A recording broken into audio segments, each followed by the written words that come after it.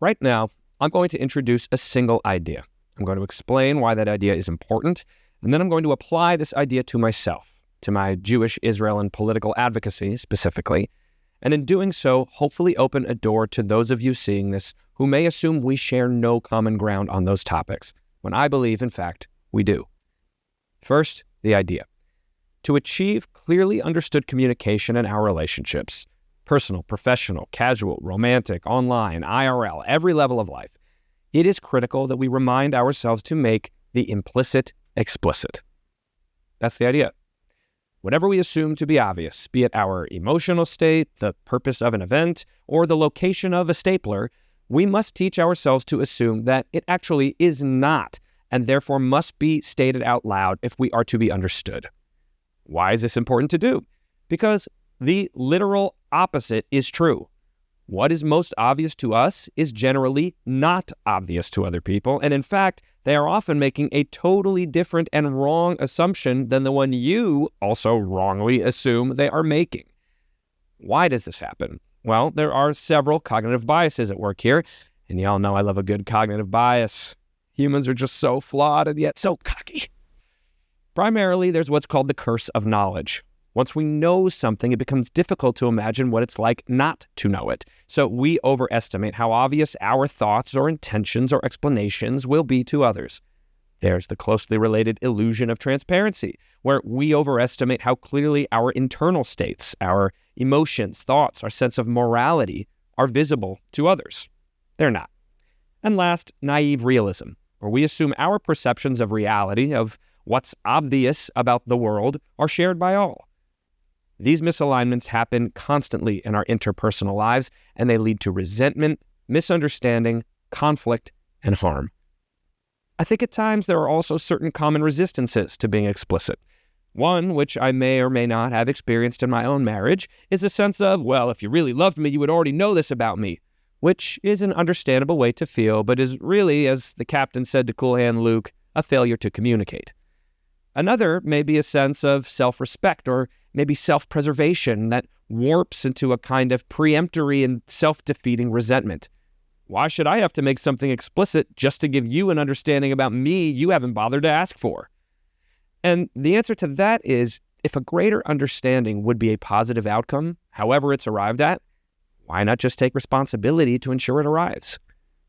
There's also, and I think this is the one that has most prevented me from making the implicit explicit as it pertains to my views on certain public issues, is a sense of not wanting to play the game, of not wanting to debase myself in order to pass somebody's morality test. And also the question of, what does this really change? In the case of advocacy, I'm very intentional in the things I discuss because I have goals, and I only do and say what I think can actually affect the achievement of those goals. If I don't think I can move the needle on something, I don't see a point in saying it. And yet, as a friend with whom I recently shared a 4-hour dinner helped me realize, shout out to Maggie, if playing the game and taking the test opens a door to greater understanding, a door through which perhaps more understanding can then travel through that otherwise might have remained closed, that may, in fact, be change enough to make the enterprise worthwhile. And so here I am, about to make the implicit explicit. These are things I know to be true. The violence being wrought on Palestinians by extremist settlers in the areas west of the Jordan River is reprehensible. I'm not talking about clashes or disagreements. I'm talking about the dudes who wake up and decide to go terrorize their neighbors to ruin or even end their lives. It's appalling. And it's appalling that the government doesn't care to crack down on it. I am against any non-security related Israeli expansionist ideas in either Gaza or Judea and Samaria. That Palestinian people live in and have a long-standing connection to these lands is undeniable, and to try to deny that in any way is both morally and strategically unacceptable. However, I do support the current buffer zone Israel has created between its border and the western bulk of the Gaza Strip. I think anybody denying the necessity of this buffer after the horrors of October 7th is out to lunch.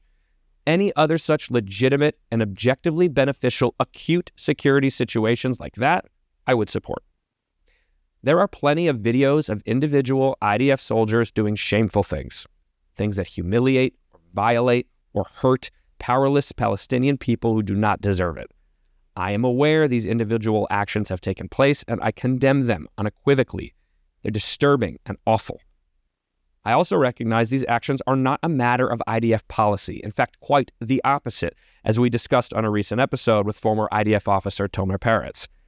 I also recognize that social media clips are not reality, not only in the sense that some are literally artificial, but in that they lack the context of real life. Alone, with nothing but a short clip and a take my word for it caption, they are not proof of anything. And the widespread acceptance of, well, this internet video said so it must be true, is delusional and harmful to society. I also recognize that many of the soldiers committing these atrocious acts are like 20 years old, and their best friends and neighbors and parents have been shot 30 times in the face, or raped, or burned alive, or kidnapped, and they've been risking their lives in a booby-trapped terrorist hellhole for 2 years. And so, yeah, some of the immature ones are going to objectify a random Palestinian as the proxy for all the horrors they've endured and take it out on them entirely unfairly.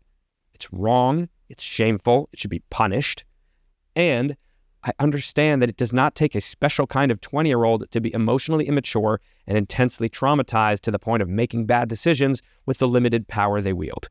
That doesn't make it right, but it's still true. The situation throughout Judea and Samaria is a bad one. It is stupidly complex, and we have many truths at play here. The security, the checkpoints, the border fences are all there for a reason, which is that hundreds of Palestinians have crossed into Israel and stabbed, shot, and blown up random civilians in cafes and discos and markets and on buses. As soon as these security measures went up, the murders went down. The Islamist ideals of martyrdom, including a government and the Palestinian Authority with a welfare system that literally provides financial support based on attacks and prison sentences rather than need, though some reforms have begun, necessitate these security measures. In America, one terrorist dude tried to sneak a bomb on a plane one time, and now 500 million of us take off our shoes every time we go to the airport.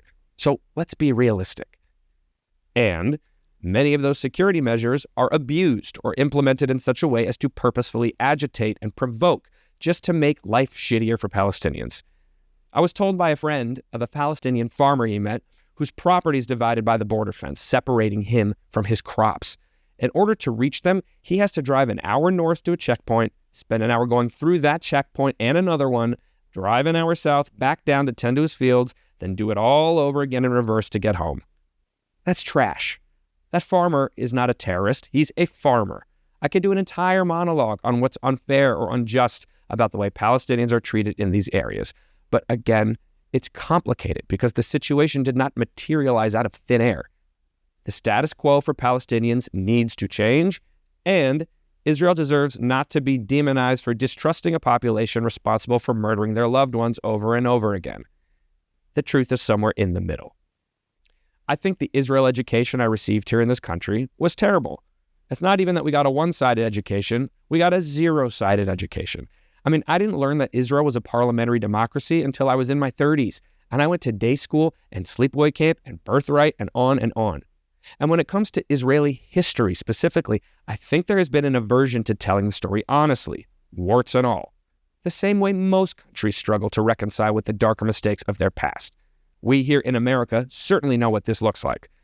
Whether from a desire to focus only on Israel's best qualities and ideals, or a fear that exposing the bad would cause people to shrink away and empower Israel's enemies, or just out of shame, we simply weren't taught much about Israel.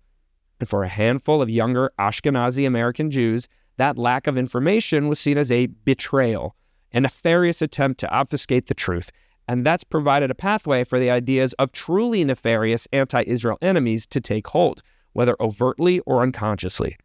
I think had we just acknowledged all of Israel's shortcomings as well as its many triumphs from the outset and just been real with people, a lot of the anti-Israel sentiment among young Jews today would not exist.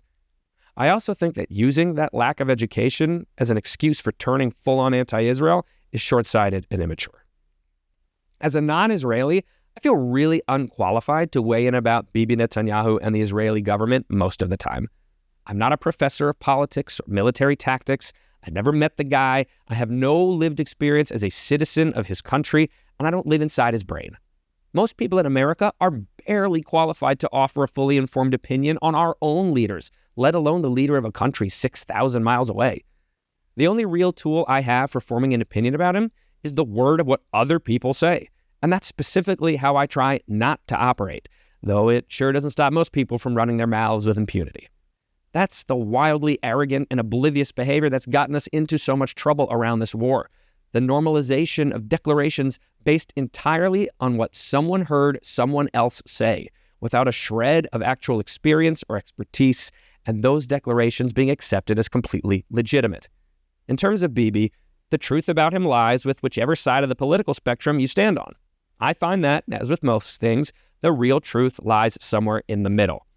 In Bibi's case, this means that somewhere between the self-interested, bloodthirsty monster and the sole qualified protector of the Jewish people is a politician who loves his country and wants to save his people, and also wants to protect the coalition that keeps him in power and out of jail. I do not support any sort of wanton murder of innocent people, even if the perpetrator is a Jew. I absolutely hate that this has to be said out loud.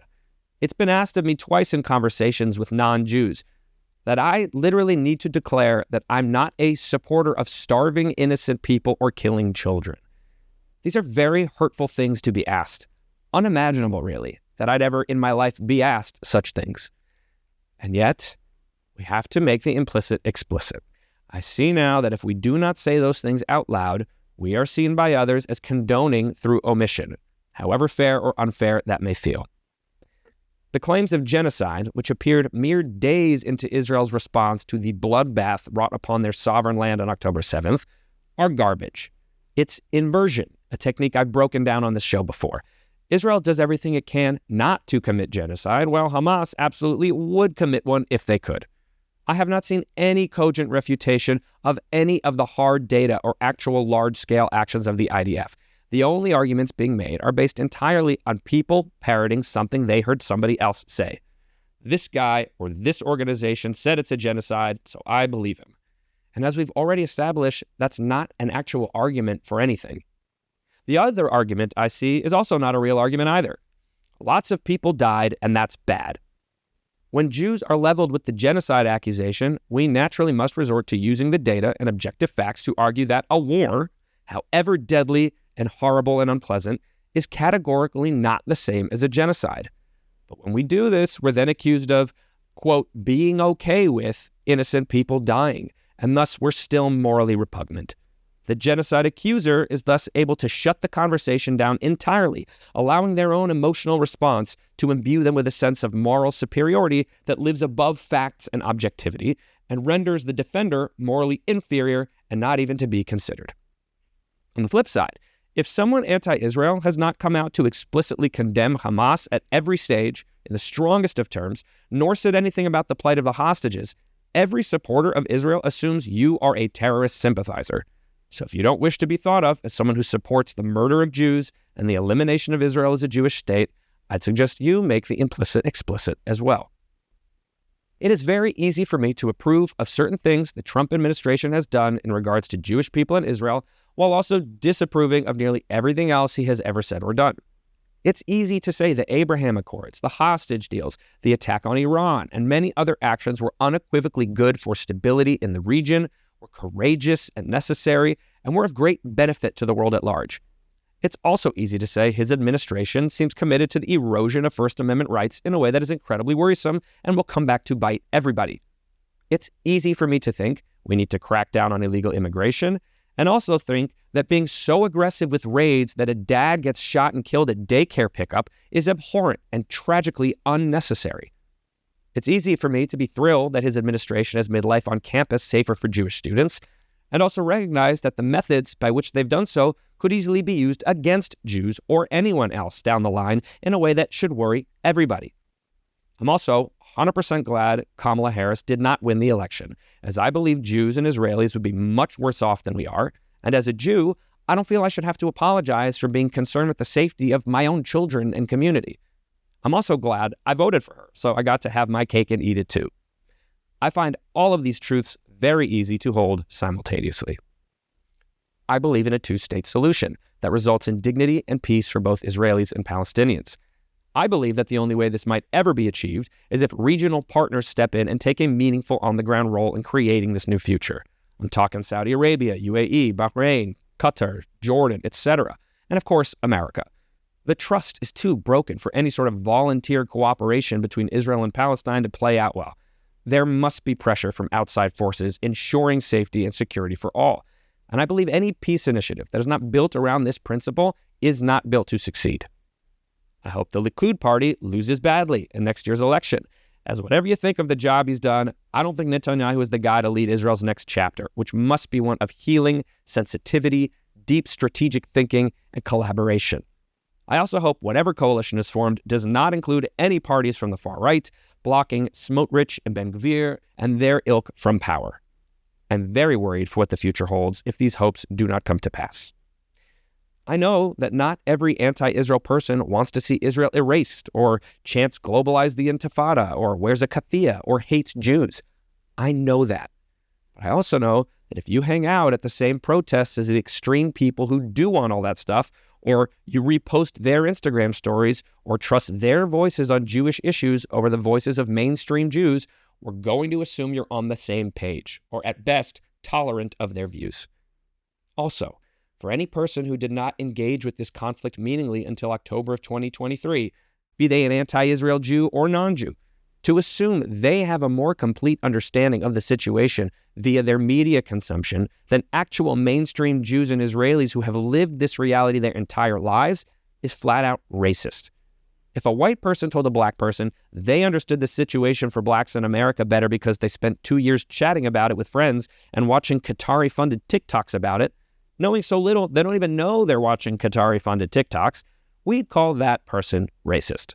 Same's true here.